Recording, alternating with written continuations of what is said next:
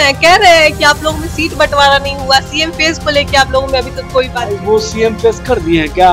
उनसे जब पूछा जाता है भाई नेतृत्व में है, नेतृत्व से क्या मतलब है? कोई ऐसा मामला नहीं है क्योंकि आप लोगों को लिस्ट देखने की आदत हो गई है। लिस्ट से नहीं होता है, उम्मीदवार जहाँ पर जमीन पर उतर गए हैं उसी से होता है। और जमीन पर हमारे महागठबंधन के सभी उम्मीदवार उतरे हुए हैं। जो इंडिया महागठबंधन है पूरी मजबूती और पूरे संकल्पों के साथ हर घर नौकरी देने का जो हमारा संकल्प है। नमस्कार, मैं प्रिया सिंह, आप देख रहे हैं सूर्य बिहार। आपको बता दें तो महागठबंधन में जो है अभी तक सीट बंटवारा नहीं हुआ है। पहले फेज का नामांकन प्रक्रिया भी समाप्त हो गया, दूसरे फेज का चल रहा है, वहीं अभी तक सीट बंटवारा नहीं हुआ है। बातचीत करेंगे इस मुद्दे पे। बातचीत करने के लिए आरजेडी की ओर से एजाज अहमद जी हैं। बहुत बहुत शुक्रिया सर बातचीत के लिए। बहुत धन्यवाद सर, अभी तक सीट बंटवारा नहीं हुआ, क्या मंथन मतलब कौन कहता है कि सीट बंटवारा नहीं हुआ? सब लोग नामांकन कर दिए प्रथम चरण में।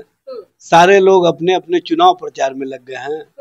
कहीं कोई ऐसा मामला नहीं है क्योंकि आप लोगों को लिस्ट देखने की आदत हो गई है।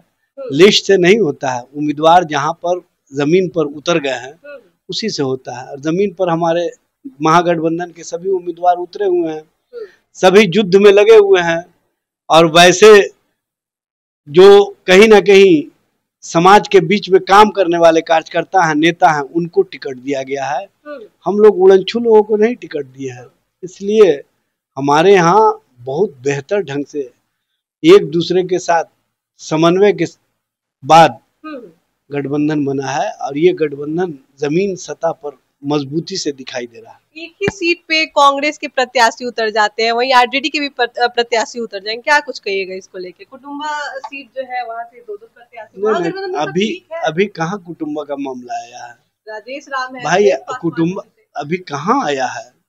अभी तो आप लोग ये सब सुनी सुनाई बातों पर चर्चा कर रही है। सुनी सुनाई बातों पर हम चर्चा नहीं करते हैं। सच और सच्चाई तो ये है कि तेजस्वी जी के नेतृत्व में जो इंडिया महागठबंधन है पूरी मजबूती और पूरे संकल्पों के साथ हर घर नौकरी देने का जो हमारा संकल्प है, महिलाओं के मान सम्मान का जो संकल्प है, हर को अधिकार देने का जो संकल्प है और आरक्षण सीमा 65% से बढ़ाकर 75% करने का हमारा जो सोच है उसको हम फलीभूत करने के लिए जनता के बीच में जा रहे हैं। और जनता द्वारा जिस तरह से बदलाव के कारक के तौर पर बदलाव की प्रक्रिया में तेजस्वी जी के नेतृत्व के साथ बिहार की जनता खड़ी है, विश्वास प्रकट कर रही है, उससे जब भाजपा के नरेंद्र मोदी और अमित शाह घबराए हुए हैं तो आप समझ लीजिए कि स्थिति क्या है। अमित शाह तो तंज कस रहे हैं, कह रहे हैं कि आप लोगों में सीट बंटवारा नहीं हुआ, सीएम फेज को लेके आप लोगों में अभी तक कोई बात नहीं। वो सीएम फेज कर दिए हैं क्या? उनसे जब पूछा जाता भाई नेतृत्व में है, नेतृत्व से क्या मतलब है? यहाँ तो तेजस्वी जी इंडिया महागठबंधन के समन्वय समिति के चेयरमैन है। उनके चेयरमैनशिप में पार्टी चुनाव लड़ रही है। समझ लीजिए कि हमारा चेयरमैनशिप है और उनके पास नेतृत्व है। और नेतृत्व को आगे मिलेगा कि नहीं मिलेगा इस पर संशय है।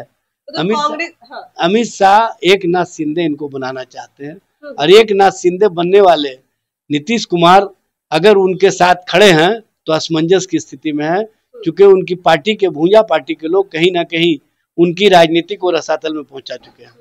तो कांग्रेस से राजेश राम कह रहे हैं कि गरीब दबेगा नहीं, झुकेगा नहीं, दलित नहीं झुक सकता, बहुत कुछ बोल रहे हैं। क्या आप लोग कुटुंबा का सीट छोड़ देंगे? देखिए, सबसे पहले तो राजेश राम जी का जो ट्वीट है उसके संदर्भों को समझने की आवश्यकता। आज दलित समाज को जितना उत्पीड़ित किया जा रहा है और जिस तरह से जब चीफ जस्टिस ऑफ इंडिया पर जूते फेंके जाते हों तो उसके संदर्भों में उन्होंने चर्चा की है। उसी संदर्भ पर आप लोग उस ट्वीट को दूसरे संदर्भ में ले जाना चाह रही हैं। भाई, एक ब्रॉड संदर्भ को सोचिए न।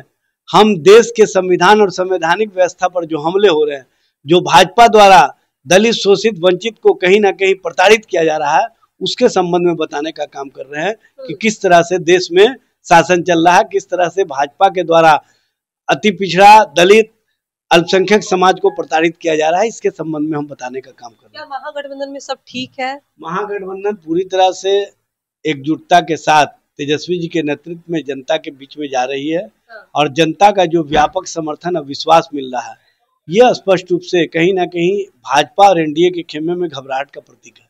मुकेश सहनी डिप्टी सीएम बन सकते हैं? देखिए, ये सब शीर्षस्थ नेतृत्व के स्तर से तय होता है। लेकिन एक बात समझ लीजिए, बिहार की जनता तेजस्वी जी के नेतृत्व के साथ खड़ी है। तेजस्वी जी बदलाव के कारक के तौर पर बिहार की जनता के विश्वास और समर्थन को जीतने में सफल हुए हैं। चलिए, तो आप सुन रहे थे एजाज अहमद को। क्या कुछ कहा आपने, सुना किस तरह से कहा कि बिहार की जनता तेजस्वी यादव के नेतृत्व में है और उनको ही वोट करेगी, उन्हें ही जिताएगी। चलिए, इस खबर में इतना ही। इस खबर से आप क्या सोचते हैं, मैं कमेंट बॉक्स में जरूर बताएं। तब तक के लिए धन्यवाद।